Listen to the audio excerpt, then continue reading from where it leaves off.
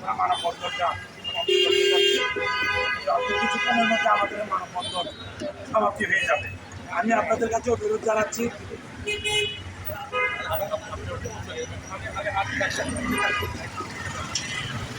আমি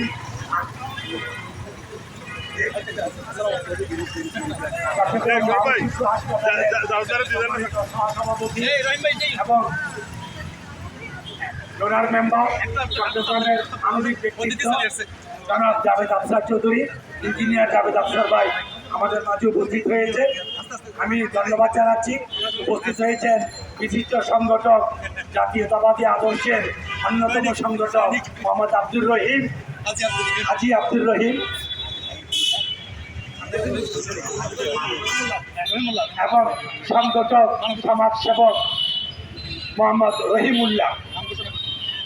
আমি আপনাদের সবাইকে ধন্যবাদ জানাচ্ছি। আপনারা দীর্ঘক্ষণ যাবৎ এখানে উপস্থিত থেকে আমাদেরকে একাত্মতা পোষণ করেছেন। সারা দেশব্যাপী শিশু অপহরণ, শিশু নির্যাতন এবং মুক্তিপণ আদায়ের পরেও শিশুকে হত্যা করা হচ্ছে। এই অমানবিক কর্মকাণ্ড প্রতিরোধে বর্তমান সরকারকে, পুলিশ প্রশাসনকে আরও কঠোর হওয়ার জন্য আমরা আমাদের পক্ষ থেকে দাবি জানাচ্ছি।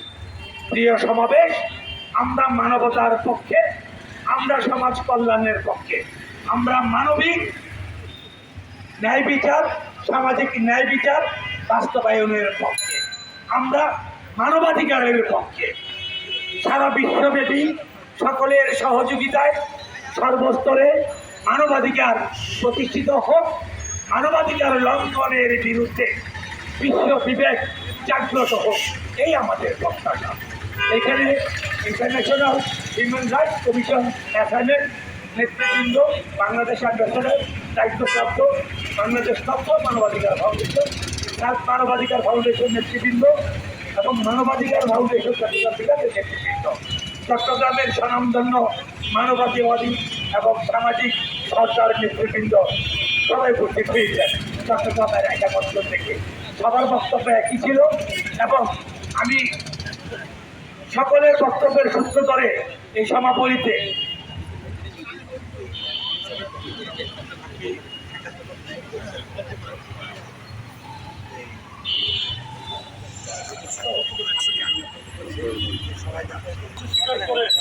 আজকের মানববন্ধনে অংশগ্রহণ করার জন্য শিশুদের প্রতি নির্যাতন অব্যাহত আছে।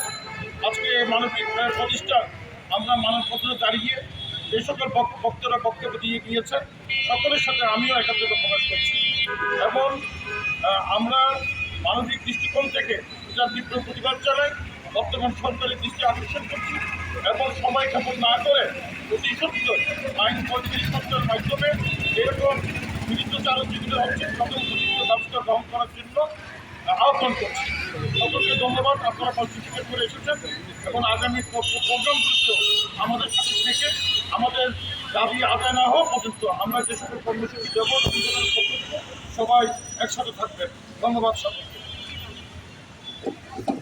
ধন্যবাদ ইঞ্জিনিয়ার জাভেদ আফসার চৌধুরী, চট্টগ্রাম মা ও শিশু হাসপাতালের সম্মানিত সহসভাপতি, ডোনার মেম্বার এবং চট্টগ্রামের মানবতাবাদী জগতের অত্যন্ত বিচরণকারী একজন মানবিক ব্যক্তিত্ব। তো যা বলছিলাম প্রিয় বন্ধুরা, আমরা কারো পক্ষে নই, আমরা কারো বিপক্ষে নই, তবে আমরা মানবতার পক্ষে আছি, আমরা মানবাধিকারের পক্ষে আছি। যেখানে মানবাধিকারের লঙ্ঘন, সেখানে আপনারা জানেন এমন ব্যক্তিরা এখানে উপস্থিত হয়েছেন, সবাই এখানে স্বনামধন্য প্রতিষ্ঠিত অনেক শিল্পপতি উপস্থিত হয়েছেন, অনেক মানবাধিকারের নেতা উপস্থিত হয়েছেন, আইনজীবী নেতৃবৃন্দ উপস্থিত হয়েছেন, সাংবাদিক নেতৃবৃন্দ উপস্থিত হয়েছেন, সমাজের সরকারবৃন্দ উপস্থিত হয়েছেন। আমাদের সবার একটাই দাবি, মানবাধিকার বাস্তবায়ন করছে। একজন অন্ধ প্রতিবন্ধী যার পিতা মারা গিয়েছেন, তার পিতার মৃত্যুর পর তার সৎ মা সম্পূর্ণ সম্পদ এককভাবে গ্রাস করার জন্য পায়তারা করায়। এই ব্যাপারে মতিয়ারপোল মহল্লা কমিটিতে কয়েকবার বিচার বসানো হয়। বিচারে মতিয়ারপোল মহল্লা কমিটির সরকার, সামাজিক নেতৃবৃন্দ এটা ফয়সালা করে দেয়, কিন্তু ওই কোহিনুর আক্তার অন্ধ প্রতিবন্ধীর সত্তা তিনি এটা না মেনে অগ্রাহ্য করে চলে যায় এবং তৎকালীন ডবলমুরিং থানার ওসি অর্থাৎ সেপ্টেম্বর মাস 2024, যিনি ছিলেন ফজলুল কবির পাটোয়ারি, উনার সাথে এই অন্ধ প্রতিবন্ধী আফসারুল্লাহ ফারুকের সৎমা কোহিনুর বেগমের খুব সক্ষতা ছিল, সুসম্পর্ক ছিল। সেই সুসম্পর্কের ক্ষমতার অপব্যবহার করে কোনো রকমের যাচাই বাছাই ছাড়া, কোনো তদন্ত করা ছাড়া, কারো পরামর্শ মতামত গ্রহণ করা ছাড়া সম্পূর্ণ সবার অগোচরে একটা মিথ্যা দর্শন প্রচেষ্টা মামলা দায়ের করে ডবলমুরিং থানা পুলিশ। এবং ওই মামলার সূত্র ধরে অন্ধ প্রতিবন্ধীকে গ্রেফতার করতে আসে। তখন এলাকার নেতৃবৃন্দ, মানবাধিকারের নেতৃবৃন্দ, সমাজের সরকারবৃন্দ, বৈষম্য বিরোধী আন্দোলনের ছাত্র নেতৃবৃন্দ সহ এলাকাবাসী প্রতিরোধ এবং প্রতিবাদ জানিয়েছে এখানে উপস্থিত হয়ে। তারপরেও সবার প্রতিবাদকে অগ্রাহ্য করে ডবলমুরিং থানার তৎকালীন ওসি এই অন্ধ প্রতিবন্ধীকে ধরে নিয়ে জেল হাজতে প্রেরণ করে। পরবর্তীতে Indian medical research foundation, Chennai medical research foundation, Bangladesh সমাজসেবা অধিদপ্তর কর্তৃপক্ষ, সমাজ কল্যাণ মন্ত্রণালয়ের কর্তৃপক্ষ সকলের কাগজপত্র, অন্ধত্বের সার্টিফিকেট, লাইফ ক্লাবের অন্ধত্বের সার্টিফিকেট, চট্টগ্রাম সিটি কর্পোরেশন প্রত্যেকটির অন্ধত্বের সার্টিফিকেট সকলগুলো কাগজপত্র আদালতে জমা দেওয়া হলে এবং অন্ধ প্রতিবন্ধী উপস্থিত হলে মাননীয় আদালত তাকে পর্যবেক্ষণ করে জামিন প্রদান করে। তো আমরা এই ব্যাপারে গতকাল মাননীয় পুলিশ কমিশনার মহোদয়ের কাছে সাক্ষাৎ করেছি, যেখানে অতিরিক্ত উপপুলিশ কমিশনার, উপপুলিশ কমিশনার এবং সার্কেল উপপুলিশ কমিশনার কিন্তু উপস্থিত ছিলেন।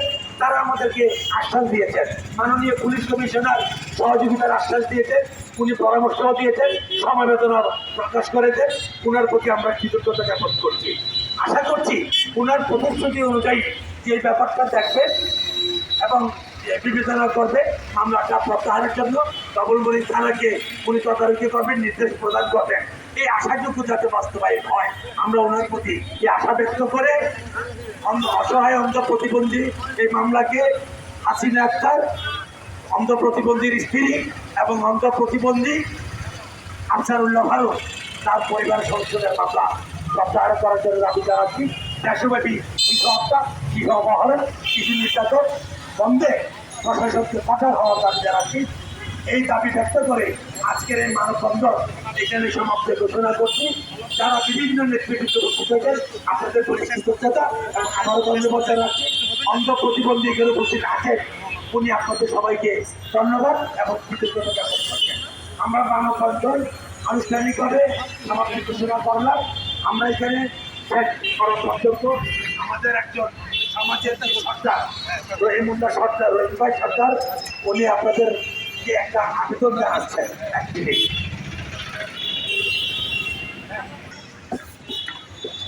আজকের এই মানববন্ধনে আমি ধন্যবাদ জ্ঞাপন করছি উপস্থিত সাংবাদিকবৃন্দ, মানবাধিকার কর্মী এবং আমার এলাকার এলাকার গণতান্ত্রিক সরকারবৃন্দ। আমি যে একটা কথা বলতে চাই, যে আফসারুল্লাহ ফারুক আগে থেকে উনি কিন্তু জন্মগতভাবে একজন প্রতিবন্ধী। ওনার সৎমা আমাদের মতিয়ারপুর মহল্লা কমিটিকে ওনাদের পারিবারিক সমস্যাটা সমাধান করার জন্য যখন সমাজকে বলা হয় তখন আমরা সামাজিক নেতৃবৃন্দ বসে উনিও ছিলেন, আমরা সুন্দরভাবে জিনিসটা সমাধান করে দিয়েছি। কিন্তু উনি বারবার এই প্রতিবন্ধী ফারুককে নিয়ে বিভিন্নভাবে হয়রানি শুরু করেন। আমরা যখন ওনাকে বললাম আপনি কীভাবে কেন একজন প্রতিবন্ধীকে হয়রানি করছেন মামলা মোকদ্দমা দিয়ে, উনি বারবার বলতে ওনার সম্পত্তির হিসাব হিসাব করেন। অথচ উনি আমাদের কাছে কথা দিয়েছে যে আপনারা মতিয়ারপুর মহল্লা কমিটির নেতৃবৃন্দ যেভাবে সুস্থভাবে সমাধান করছিলেন আমি সেই জিনিসটা মেনে দেবো। কিন্তু আমরা নিরপেক্ষভাবে বসে এবং জিনিসটা সমাধান করে দেওয়ার পরেও উনি হয়তো